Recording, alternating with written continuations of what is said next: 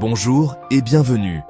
Aujourd'hui, nous allons lire et comprendre ensemble un passage profond et essentiel de l'Évangile selon saint Luc. Un texte puissant qui nous invite à découvrir le cœur de la mission de Jésus. Qu'est-ce qui rend cette lecture si spéciale? Pourquoi les mots de Jésus ce jour-là ont-ils bouleversé son auditoire? Et pourquoi continuent-ils de résonner avec force aujourd'hui?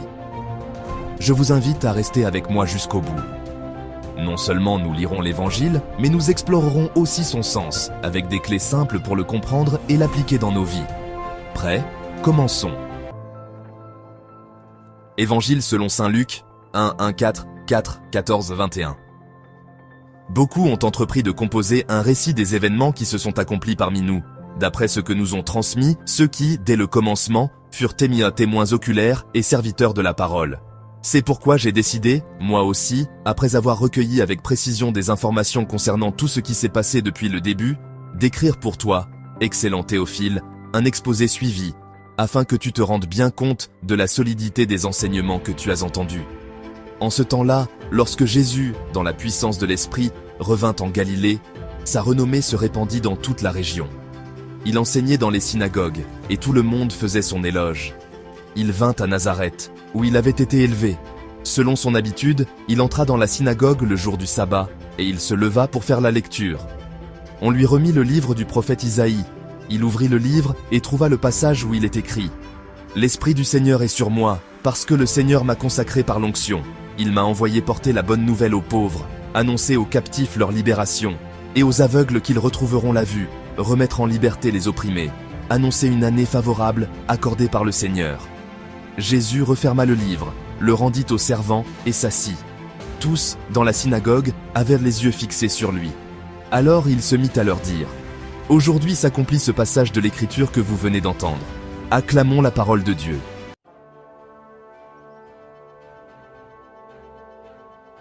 Ce passage marque le début public de la mission de Jésus.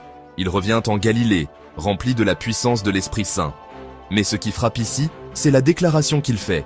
Le passage de l'Écriture que vous venez d'entendre s'accomplit aujourd'hui. En d'autres termes, Jésus dit à son auditoire qu'il est celui dont parle le prophète Isaïe.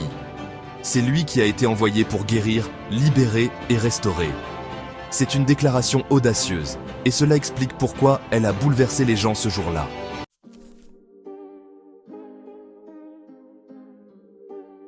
Chaque ligne du passage d'Isaïe est un symbole puissant.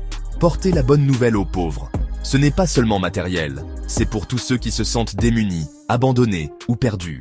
Annoncer aux captifs leur libération, Jésus vient libérer les cœurs enchaînés par la peur, la culpabilité ou le péché.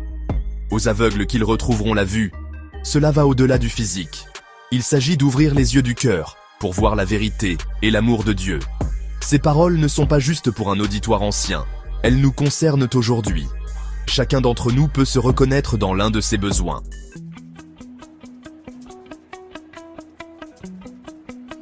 Cet évangile nous invite à deux choses essentielles. Premièrement, recevoir la mission de Jésus dans nos vies. Nous sommes tous appelés à laisser Jésus nous guérir et nous libérer. Quels sont les domaines de ta vie où tu te sens aveuglé, enchaîné ou perdu?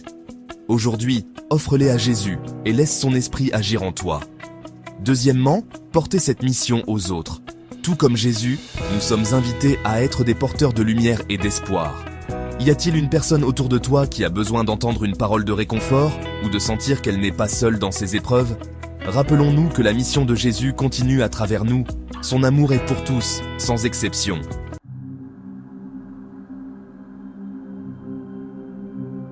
Prenons un moment pour méditer sur cet évangile. Imagine Jésus dans cette synagogue, proclamant ses paroles avec assurance. Imagine aussi qu'il te regarde aujourd'hui et qu'il te dit « Ces paroles sont pour toi ». Elles s'accomplissent dans ta vie. Prions ensemble. Seigneur, merci pour ta parole vivante et agissante.